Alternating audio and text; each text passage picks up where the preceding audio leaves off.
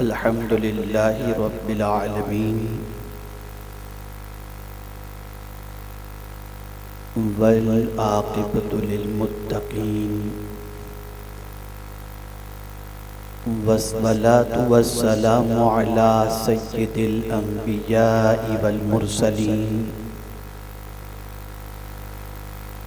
وعلى آله وأصحابه الطيبين الطاهرين أما بعد فأعوذ بالله من الشيطان الرجيم بسم الله الرحمن الرحيم قال النبي صلى الله تعالى عليه وسلم العلم حياة الإسلام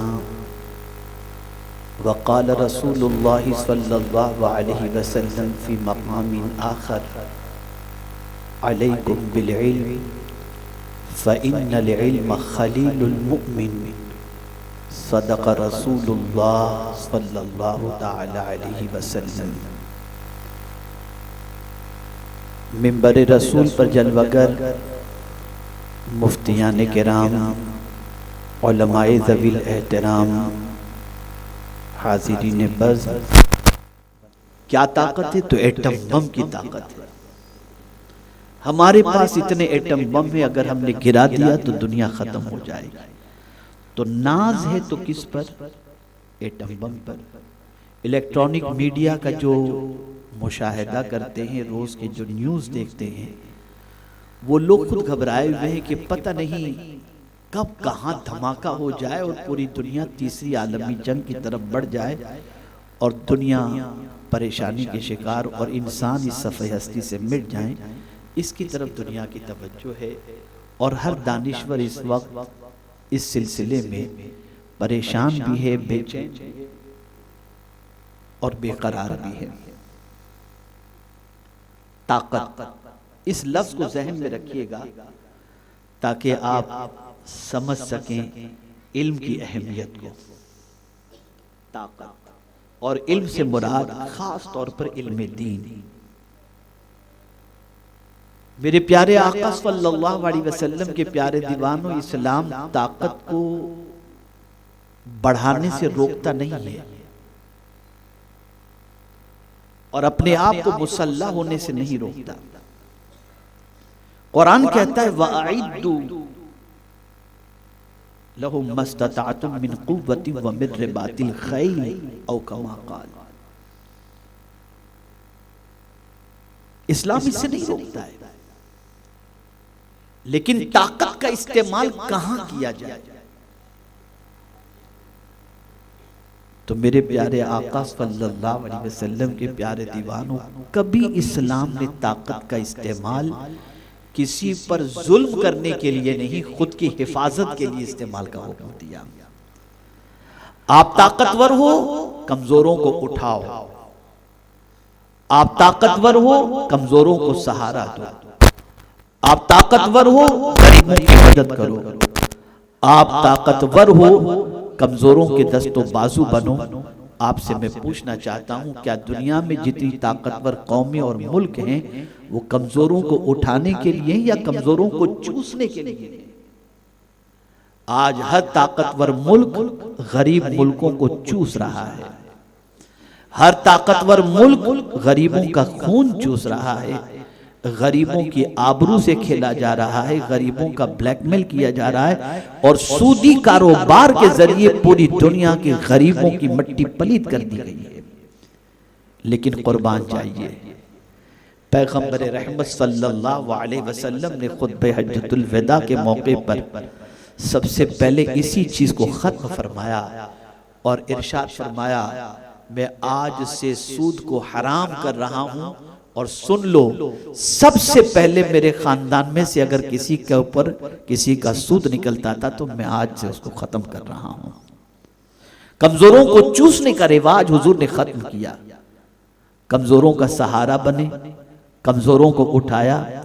پیغمبر رحمت صلی اللہ علیہ وسلم نے یہ تعلیم عطا فرمائی، جب جب ہر طاقتور کمزوروں کو اٹھائے گا تو دنیا میں پریشانی پیدا نہیں ہوگی، دنیا میں سکون ہی سکون نظر آئے گا اور راحت ہی راحت نظر آئے گی۔ کتنے طاقتور تھے میرے آقا صلی اللہ علیہ وسلم، اس کا اندازہ لگائیں، کتنے طاقتور تھے۔ اللہ اکبر۔ پیغمبر رحمت صلی اللہ تعالی علیہ وسلم کی بارگاہ بے کس پناہ میں سوال پوچھا جاتا ہے، یا رسول اللہ صلی اللہ تعالی علیہ وسلم،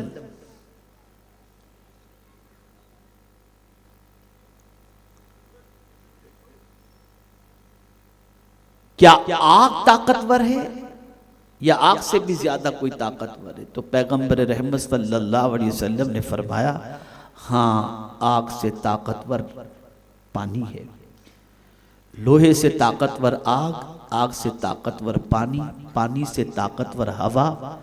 آقا کریم صلی اللہ علیہ وسلم نے یہ باتیں بتائیں، لیکن اس سے طاقتور حضور نے کس کو فرمایا؟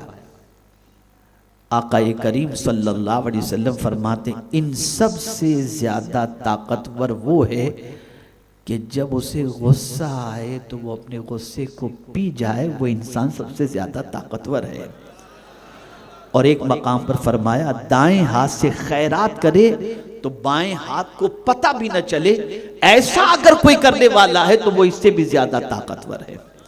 حضور کی طاقت کا عالم کیا تھا؟ تو آپ دیکھیں میرے پیارے آقا صلی اللہ علیہ وسلم کے پیارے دیوانوں، سورج بھی طاقتور، چاند بھی طاقتور، پانی بھی طاقتور، آگ بھی طاقتور، پہاڑ بھی طاقتور، لیکن قربان جائیے مصطفیٰ جان رحمت صلی اللہ علیہ وسلم اتنے طاقتور تھے کہ صرف اشارہ فرما دے تو سورج پلٹ آئے، اشارہ فرما دے تو چاند کے 2 ٹکڑے ہو جائیں، اتنے طاقتور تھے۔ کوئی تاریخ کے اندر ایک مثال ایسی پیش نہیں کر سکتا کہ رسول اعظم صلی اللہ علیہ وسلم نے، انسان تو بہت دور کی بات ہے، کسی جانور پر بھی میرے آقا صلی اللہ علیہ وسلم نے ظلم فرمایا ہو، بلکہ قربان جائیے ایک مرتبہ ایک صحابی سواری پر سوار ہو کر حضور کے سامنے حاضر آئے، بات کرنے لگ گئے اور سواری ہی پر تھے، سرکار نے فرمایا نیچے اتر کے بات کرو تاکہ تھوڑی دیر کے لیے جانور کو بھی راحت نصیب ہو جائے۔ اتنا جانور کا حضور خیال فرماتے ہیں۔ ان ساری چیزوں کے ساتھ آپ دیکھیں کہ رب حضور سے کیا مانگنے کے لیے فرماتا ہے۔ سوچو، اپنی پسند کی چیز تو آپ اللہ سے روز مانگتے ہیں، ہم روز مانگتے ہیں، کبھی اس چیز کو بھی مانگنے کی کوشش کرو جو چیز کو مانگنے کا حکم اللہ نے حضور کو عطا فرمایا۔ ہر آدمی کو مال چاہیے، اور اتنا چاہیے کہ ایک بنگلہ ہے تو 4 ہو جائیں، 4 ہو تو 40 ہو جائیں، بس مال کی زیادتی کی فکر ہے۔ لیکن رب قدیر نے حضور سے فرمایا، میرے محبوب صلی اللہ علیہ وسلم، اگر تم مجھ سے مانگنا چاہتے ہو تو یہ مانگو، وَقُلْ رَبِّ زِدْنِي عِلْمًا، مجھے علم زیادہ عطا فرما۔ اس لیے کہ جہاں علم ہوگا وہاں خشیت ہوگی۔ اگر آج کا سائنسدان، ایٹم بم بنانے والا زمین پر انسانوں پر ظلم کر رہا ہے تو اس کی وجہ سب سے بڑی یہ ہے کہ اس کے پاس سائنس کا تو علم ہے، اسلام کا علم نہیں ہے۔ اگر اسلام کا علم ہوتا تو کمزوروں پر ظلم کرتا نہیں، کسی کو ستاتا نہیں، کسی کو دھمکی نہ دیتا، کسی کو اذیت نہیں پہنچاتا۔ آج کا مسلمان طاقتور بننا چاہتا ہے۔ ایک واقعہ میں آپ کے سامنے پیش کرتا ہوں، اور اس واقعے کے پس منظر یا پیش نظر آپ کو جامعہ حرا اور تحریک کے مختلف اداروں کے قیام کی وجہ سمجھ میں آ جائے گی۔ ایک بادشاہ تھا، اسے ہمیشہ فکر لاحق رہتی کہ اس کے علاقے پر کوئی حملہ نہ کر دے۔ تو بادشاہ کے ایک خاص وزیر تھا، اس وزیر سے اس نے کہا کہ میں چاہتا ہوں کہ میرے علاقے پر کوئی حملہ نہ کرے، اس کے لیے بہترین قلعے کی تعمیر کرو۔ تو اس نے بادشاہ سے عرض کیا کہ حضور اگر آپ اجازت دیں تو میں اپنے اعتبار سے قلعہ بناؤں. بادشاہ کو اپنے وزیر پر بھروسہ تھا، اس نے کہا ٹھیک ہے بناؤ قلعہ. 5-7 سال گزر گئے. بادشاہ نے وزیر کو طلب فرمایا اور کہا کہیں کوئی تعمیری کام نظر نہیں آ رہا ہے، کچھ کام کیا کہ نہیں کیا تم نے، قلعہ وغیرہ بنایا کہ نہیں؟ کہا حضرت صرف 3 سال کا اور موقع دیجئے، میں ایسا قلعہ بنا رہا ہوں کہ پھر آپ کے شہر کی طرف کوئی جلدی سے اونچی نگاہ کر کے دیکھے گا نہیں یا ٹیڑھی نگاہ کر کے نہیں دیکھے. تو کہا اچھا مجھے چلو یہ بتا تو دو تم کر کیا رہے ہو؟ کہ بس ایک ہی کام کر رہا ہوں، پورے شہر کو علم کے زیور سے آراستہ کر رہا ہوں، اور مجھے امید ہے کہ جہاں علم ہوگا وہاں پر انسانیت بھی ہوگی اور پھر طاقت بھی ہوگی. علم کی طاقت کے مقابلے میں کوئی جلدی سے ٹھہر نہیں سکتا، اور علم کی برکت سے اللہ تعالیٰ زمین کے بسنے والوں کی مدد بھی فرماتا ہے، اور علم کی برکتوں سے اللہ تعالیٰ ان کی حفاظت بھی فرمائے گا اور کامیابی بھی آپ کو عطا فرمائے گا. یہ سنی دعوت اسلامی جگہ جگہ اداروں کا قیام عمل میں لانے کی جو کوشش کر رہے ہیں، اس کی وجہ کیا ہے؟ وجہ سب سے بڑی یہ ہے کہ آج اس پرفتن دور میں جہاں چاروں طرف جہالت نظر آ رہی ہے اور اس طریقے سے آبرو لوٹی جا رہی ہے، بعض جگہوں پر بعض چیزوں کا نام لے کر جیب بھی لوٹی مال بھی لوٹا جا رہا ہے، آبرو بھی لوٹی جا رہی ہے، دین بھی لوٹا جا رہا ہے، ذہن بھی لوٹا جا رہا ہے، نہ جانے کیا کیا ہو رہا ہے. اگر اس چیز سے کوئی چیز روک سکتی ہے اور بچا سکتی ہے تو وہ صرف علم ہے. رسول اعظم صلی اللہ علیہ وسلم نے فرمایا علیکم بالعلم، علم کو لازم پکڑو. فَإِنَّ الْعِلْمَ خَلِيلُ الْمُؤْمِنِ، کہ علم مومن کا جگری دوست ہے. دنیا کا ہر دوست زمین کے اوپر تک مال دینے والا اور چیزوں سے مدد کرنے والا، سفر میں ساتھ دینے والا، یہاں تک کہ باپ بیٹا، ماں باپ، دوست احباب، پیر استاد، جہاں آپ کی موت واقع ہوئی وہ قبر کے دہانے تک آئیں گے اور لحد کے حوالے کر کے واپس لوٹ جائیں گے. کوئی کتنا بھی چاہنے والا کیوں نہ ہو قبر میں نہیں آئے گا. ساری دوستی قبر تک، قبر کے بعد دوستی ختم. لیکن خدا کی قسم علم ایسا دوست ہے جو قبر کے اندر بھی کام آتا ہے، جو محشر میں بھی کام آئے گا. میرے پیارے آقا صلی اللہ تعالی علیہ وسلم کے پیارے دیوانوں، آپ سمجھتے ہیں یہ پتھروں کی ایک عمارت ہے جہاں پر بچوں کو صبح شام قال اللہ اور قال رسول اللہ صلی اللہ علیہ وسلم پڑھایا جاتا ہے؟ نہیں، یہاں سے نکلنے والے علماء اور یہاں پڑھانے والے علماء کی اگر فضیلت سننی ہو تو مصطفیٰ پیارے کی ایک حدیث سن لو. رسول اعظم صلی اللہ علیہ وسلم فرماتے ہیں عالم اگر کسی قبرستان کے قریب سے گزر جائے تو 40 روز کے لیے اس قبرستان کے مردوں پر سے عذاب اللہ اٹھا لیتا ہے. یہ ہے عالم کی فضیلت. لیکن ایک طبقہ ہے جو علماء سے دور کرنے کی کوشش کرتا ہے، اور ایک طبقہ ہے جو علماء کے خلاف مہادارائی کرتا ہے اور علماء کو جاہلوں سے اور سوسائٹی کے سب سے کمتر سے زیادہ کمتر سمجھنے کے علاوہ کچھ نہیں سمجھتا. آج قوم کی ہلاکت کی وجہ کیا ہے جانتے ہیں آپ؟ رسول اعظم صلی اللہ علیہ وسلم کی اس حدیث کو پیش نظر رکھو. آقا کریم صلی اللہ علیہ وسلم نے فرمایا عالم بنو یا طالب علم بنو یا عالم کی بات سننے والے بنو یا عالم سے محبت کرنے والے بنو. اور پھر آگے میرے آقا صلی اللہ علیہ وسلم فرماتے ہیں 5ویں مت بننا ورنہ ہلاک ہو جاؤ گے. 5ویں مت بننا ورنہ ہلاک ہو جاؤ گے. آج ہماری قوم ہلاک اس لیے ہو رہی ہے کہ عالم کو مولانا ذرا چائے کا بول کر کے آنا، لا حول ولا قوت، بچا ہوا کھانا مولانا ذرا کھا لیجئے گا، انا للہ و انا الیہ راجعون. یہ قدر ہے آپ کی نگاہوں میں نائب رسول کی؟ یہ مقام ہے آپ کے نزدیک نائب رسول کا. آپ مصلی پر امامت کرنے والے امام کے پیچھے نماز پڑھتے ہو، ان کی اقتداء کرتے ہو، اور پھر نماز کے بعد جہاں دو چار لوگ بیٹھے، پتہ نہیں مولانا کے بارے میں کیا کیا باتیں چل رہی ہیں، کہاں جا رہی ہے ہماری قوم، کس راستے کی مسافر ہے ہماری قوم. اے رسول گرامی وقار صلی اللہ علیہ وسلم کے دیوانوں، اہل مہاپولی جانتے ہیں جب یہ زمین خریدی گئی تھی تو اس کی قیمت کیا تھی، اور اہل مہاپولی یہ بھی جانتے ہیں جب سے دینی ادارہ یہاں قائم ہوا تو اس زمین کو اللہ تعالیٰ نے سونا بنا دیا، اس کی قیمت اتنی بڑھ گئی. یہ صدقہ ہے اس دینی ادارے کا جہاں پر اللہ اور اس کے رسول کا ذکر ہوتا ہے اور دینی تعلیم ہوا کرتی ہے. یہ صدقہ ہے.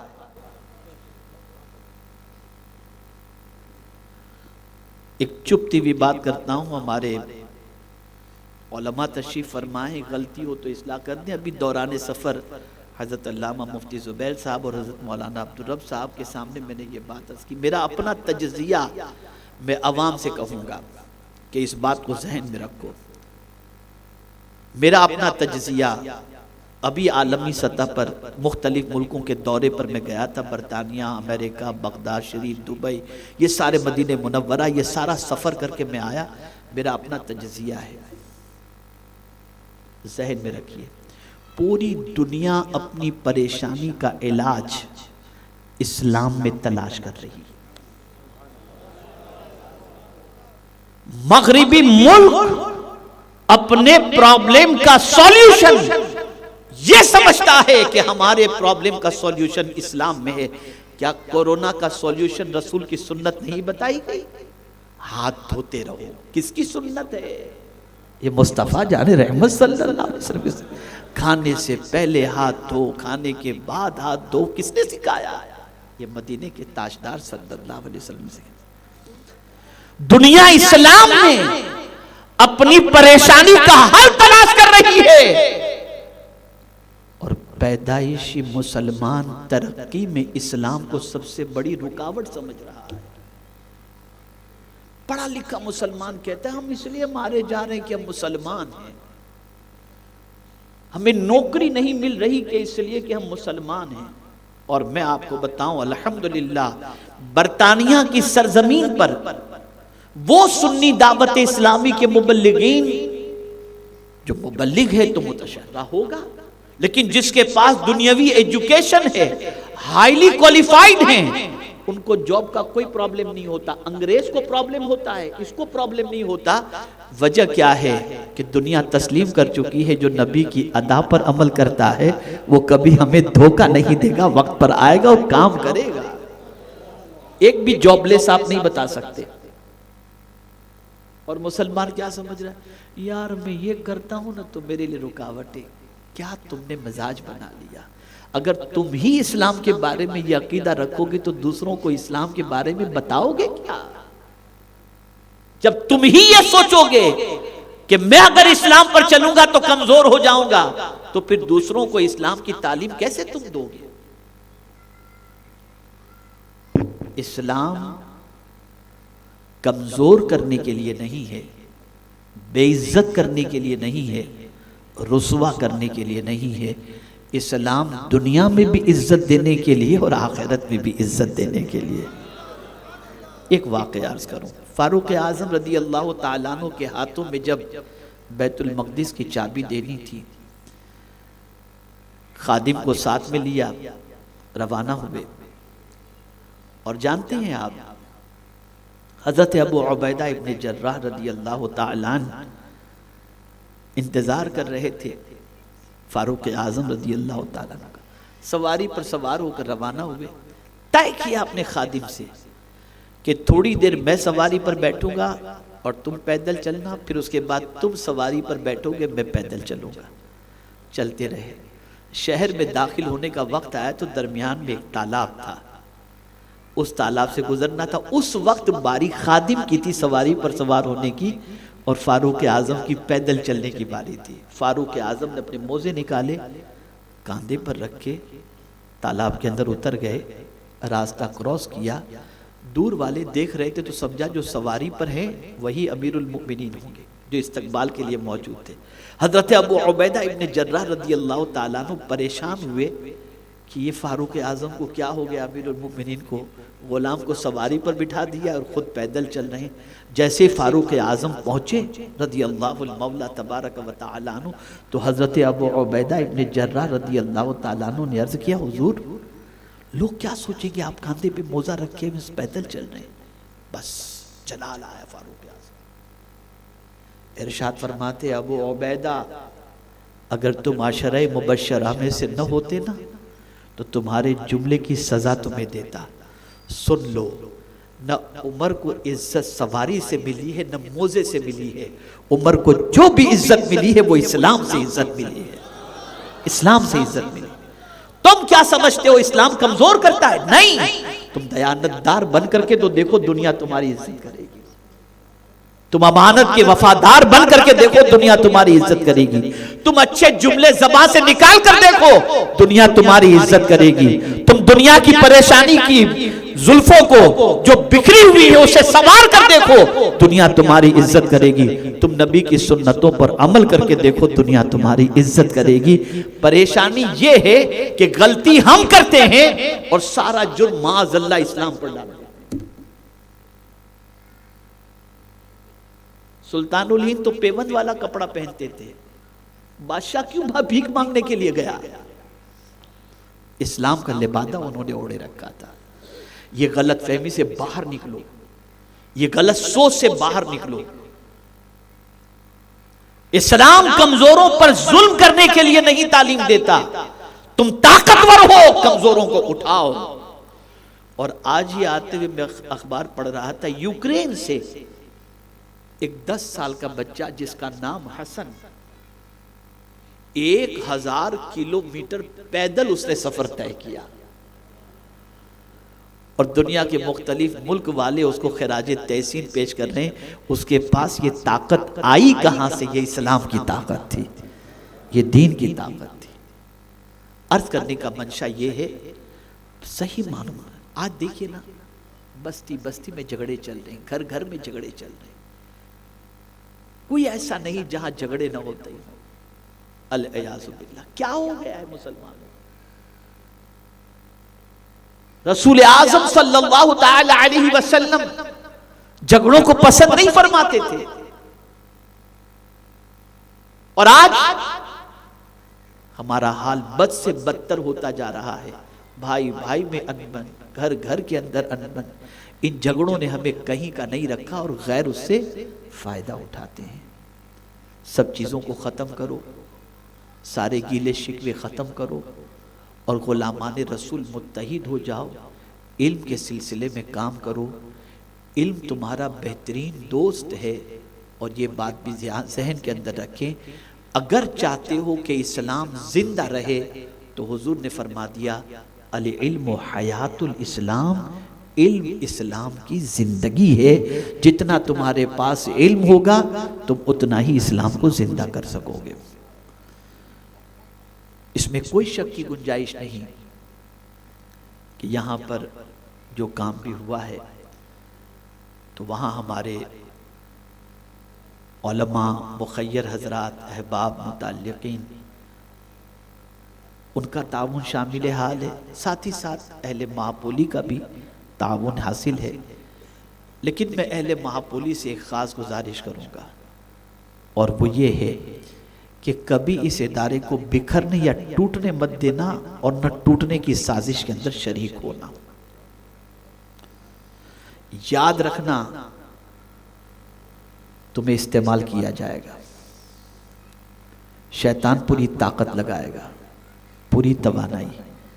تمہارا نام جملہ ذہن کے اندر محفوظ کر لو، اور ہو سکے تو کہیں لکھ کر کے رکھ دینا کہ تمہارا نام بگاڑنے والوں میں نہیں، بنانے والوں میں ہونا چاہیے۔ اگر بگاڑنے والوں میں تم نے کیا اپنا نام درج تو ہو سکتا ہے تمہاری دنیا چند دنوں کے لیے بن جائے، لیکن آخرت بگڑ جائے گی۔ اور اداروں کو بنانے والوں میں تمہارا نام رہا تو دنیا بھی بن جائے گی، آخرت بھی بن جائے گی۔ اس لیے اس چیز کا خیال رکھیں۔ ان اداروں نے تمہیں بہت کچھ دیا ہے، چاہے اسکول ہو، چاہے جامعہ ہو، اور اب تو ایک ہاسٹل بھی یہاں پر بننے جا رہا ہے جو زیر تعمیر ہے۔ امید ہے کہ انشاءاللہ 8-10 مہینے کے اندر ہاسٹل بھی تعمیر ہو جائے گی اور انشاءاللہ یہاں تعلیم کا کام ہوگا۔ یاد رکھو اور علم کا تعاون کرو، علماء کے دست و بازو بنو، ادارے کا تعاون کرو، بچوں کو بھیجو، اور ہمیشہ بس یہ کوشش کرو آپ کی ذات سے، خاص طور پر اہلیان مہاپولی، بھیونڈی، قرب و جوار کے لوگ، کبھی بھی ادارے کو نقصان نہیں پہنچنا چاہیے۔ یہ سب کچھ میرے بچے یہاں آ کر نہیں پڑھتے، آپ کے بچوں کے لیے بنایا گیا ہے، آپ کے بچے آتے ہیں، اور مجھے یہ کہتے ہوئے بڑی خوشی محسوس ہوتی ہے کہ الحمدللہ الحمدللہ الحمدللہ ایک چھوٹا سا دیہات جسے مہاپولی کہتے ہیں، بہت کم لوگ قرب و جوار کے علاوہ بہت کم لوگ جانتے تھے کہ کوئی مہاپولی نام کا بھی ادارہ ہے، علاقہ ہے، لیکن اس ادارے نے آپ کے علاقے کو اتنا مشہور کر دیا کہ اب پوری دنیا میں مہاپولی کے چرچے ہو رہے ہیں۔ یہ ادارے کی برکت ہے۔ آپ اس کا تعاون کریں۔ مالی تعاون اگر نہیں بھی کرتے تو مجھے اس کی شکایت نہیں رہے گی، میں آپ سے صرف اخلاقی تعاون کا طلبگار ہوں۔ بڑی مشکل سے یہ ادارہ یہاں پر تیار ہوا ہے اور مزید یہاں پر کام کے منصوبے ہیں، لیکن آپ کو یہی سمجھنا ہے کہ یہ ہمارا سب کچھ ہے، یہ ہمارا ہے، اور جو کچھ ذمہ داریاں، دیکھیں گھر چلانے کے لیے بھی باپ ایک ذمہ دار کی حیثیت سے ہوتا ہے۔ بچوں میں اختلاف ہو تو باپ کے فیصلے کو حرف آخر سمجھا جاتا ہے، اور جو کچھ باپ کہہ دے وہی حرف آخر ہوتا ہے۔ اسی طریقے سے ادارے کی بھی انتظامیہ ہے، ان کو سب دیکھنا پڑتا ہے، سب سمجھنا پڑتا ہے، سب کرنا پڑتا ہے۔ آپ ادارے کے منتظمین کو ان کے دست و بازو بنے، اور کچھ بات اگر آپ کو اچھی نہ بھی لگتی ہو تو برداشت کر کے قبول کر لیں، اس لیے کہ اس سے ادارے کو نقصان نہیں پہنچے گا، ادارے کو فائدہ پہنچے گا اور ادارہ مضبوط رہے گا۔ اللہ رب العزت جل جلالہ کی بارگاہ میں دعا ہے کہ پروردگار آقا کریم صلی اللہ علیہ وسلم کے صدق و طفیل ہم سب سے وہ کام لے جس سے اللہ بھی راضی ہو جائے اور اس کے رسول صلی اللہ علیہ وسلم بھی راضی ہو جائیں۔ الحمدللہ ہمارے ساتھی لوگ محنت کرتے ہیں، جیسے سروج بھائی ہیں، لیکن الحمدللہ ہمارے اس ہیرا زون کے نگراں جو ہیں اور بھیونڈی کے اور مجلس شورا کے رکن الحاج روحب رضا صاحب، ماشاءاللہ ان کی بھی بڑی قربانیاں ہیں، سب کی قربانیاں اپنے اعتبار سے ہیں، لیکن الحمدللہ سرکار صلی اللہ علیہ وسلم کا خصوصی کرم ہے کہ وہ انشاءاللہ العظیم پرسوں زیارت حرمین طیبین کے لیے جا رہے ہیں۔ اللہ تعالیٰ ان کے سفر کو قبول فرمائے۔ اور ابھی ہم جب گئے تھے تو وہاں پر ہمارے ساتھ الحمدللہ وہاں سروش بھائی مدینہ منورہ میں تھے، تو ایک ساتھی ہو کر آئے، ایک ساتھی جا رہے ہیں۔ اللہ تعالیٰ سارے ساتھیوں کو مدینہ دکھائے، سارے علماء کو مدینہ دکھائے، سارے مومنین کو مدینہ دکھائے، اور ہم سب کو آخری وقت مدینہ میں 2 گز زمین عطا فرمائے۔ بس آپ سے میں کیا چاہتا ہوں یہ میں بتا دوں، چونکہ بات مدینہ کی آئی تو مجھے یاد آ گئی۔ مدینہ منورہ میں سرکار حضور مفتی اعظم علیہ رحمت و رضوان کے خلیفہ تھے شیخ زکریا نقشبندی رحمت اللہ تعالی علیہ، بڑے عظیم عاشق رسول، بڑے عظیم عاشق رسول۔ ہم حضور مفکر اسلام ہم لوگ سب حضرت سے ملاقات کے لیے مدینہ منورہ پہنچے۔ ان کے دروازے پر ایک جملہ لکھا ہوا تھا، بند نہیں تھا دروازہ، کھلا ہوا تھا، لیکن ایک جملہ لکھا ہوا تھا اوپر کی سائڈ میں۔ کیا لکھا ہوا تھا معلوم ہے؟ اس میں لکھا ہوا تھا، میرے گھر کے دروازے آپ لوگوں کے لیے 24 گھنٹے کھلے ہیں، لیکن جب میں اس دنیا سے چلا جاؤں تو تم بھی دعا کے دروازے 24 گھنٹے میرے لیے کھلے رکھنا۔ تو میری بھی آپ سے صرف یہی گزارش ہے، جب تک زندگی ہے اللہ کام لیتا رہے، ایک نہ ایک دن تو اس دنیا سے جانا ہے، لیکن جب جائیں تو کچھ کرو یا نہ کرو ہمارے لیے مغفرت کی دعا ضرور کرنا، تاکہ اللہ تعالیٰ کرم کی نظر فرمائے اور بخشش فرما دے، اور اپنے فضل و کرم سے پروردگار اس خدمات جلیلہ کا صلہ تو وہ مانگے جس کا دامن گناہوں سے پاک ہو۔ تو ہم تو صرف اتنا ہی کہیں گے کہ اس خدمت کو اللہ کفارے سیئات بنا دے تو اس کا بہت بڑا کرم ہے۔ دوسری بات، مجھ سے پیشتر مولانا ابو الحسن صاحب نوری جو ماشاءاللہ جامعہ غوثیہ نجم العلوم کے فاضل ہیں، ان کی بھی بڑی قربانی ابتدائی دنوں میں جب یہاں کچھ بھی نہیں تھا، جھوپڑا نما سب تھا، بیچارے بڑی قربانی انہوں نے بھی دی، اس میں کوئی شک کی گنجائش نہیں۔ انہوں نے بہت کچھ میرے بارے میں قربانی اور یہ اور وہ سب کچھ کہا۔ تو ہر کام کرنے والے کے لیے میرا ایک پیغام ہے، میری تعریف جو کی جا رہی عمارت دیکھ کر کہ اتنے مدرسے قائم کیے، اتنی شاخیں قائم کی، اتنے مبلغ تیار کیے، تو یہ ساری چیزیں انسان کو نظر آتی ہیں۔ عمارت انسان دیکھتا ہے، افراد انسان دیکھتا ہے، کتابیں انسان دیکھتا ہے، مبلغین انسان دیکھتا ہے، لیکن نیت صرف خدا جانتا ہے۔ اگر نیت میں کھوٹ ہو عمارت کام نہیں آئے گی۔ اس لیے ہر کام کرنے والے کو چاہیے کہ ہمیشہ اس چیز پر نظر رکھیں جسے خدا دیکھتا ہے، اور وہ ہے نیت۔ اور قبر میں انسان، قبر میں سے جو اٹھایا جائے گا نا بندہ، وہ نیتوں پر ہی اٹھایا جائے گا۔ اس لیے جو بھی کام کرو، آپ کروڑوں روپیہ دے رہے ہو، میرا نام نہیں ہوا، مجھے ٹرسٹی میں شامل نہیں کیا، فنش۔ آپ نے 5000 دارالعلوم قائم کر دیے، مولانا نے اناؤنسنگ میں میرا نام ہی نہیں لیا، کچھ تعریف ہی نہیں کی انہوں نے، یار ان کو نوکری سے نکال دو، فنش، آپ فنش۔ اگر آپ نے اللہ کے لیے کیا ہے تو پھر کوئی تعریف کرے نہ کرے کچھ فکر مت کرو، بس ہمیشہ یہ دیکھو مولا تو راضی ہے نا، بس کوئی پرابلم کی بات نہیں۔ خود کا نام نہ دیکھو، اللہ اور اس کے رسول جل جلالہ و صلی اللہ علیہ وسلم کی خوشنودی دیکھو، اور یہی سب سے اہم چیز ہے۔ یہ اگر درست ہے تو باقی سارے معاملے درست ہو جائیں گے۔ اللہ تعالی ہم سب پر کرم کی نظر فرمائے، اور پوری دنیا میں جو تباہی مچ رہی ہے اور تباہی کے جو آثار نظر آ رہے ہیں، اللہ کرے کہ ختم بخاری شریف کے صدقے میں پوری دنیا میں اللہ امن و امان عطا فرمائے، اور ہمارے ملک کو بھی اللہ تعالیٰ امن کا گہوارہ بنائے۔ وما علینا الا البلاغ المبین۔ السلام علیکم ورحمۃ اللہ وبرکاتہ۔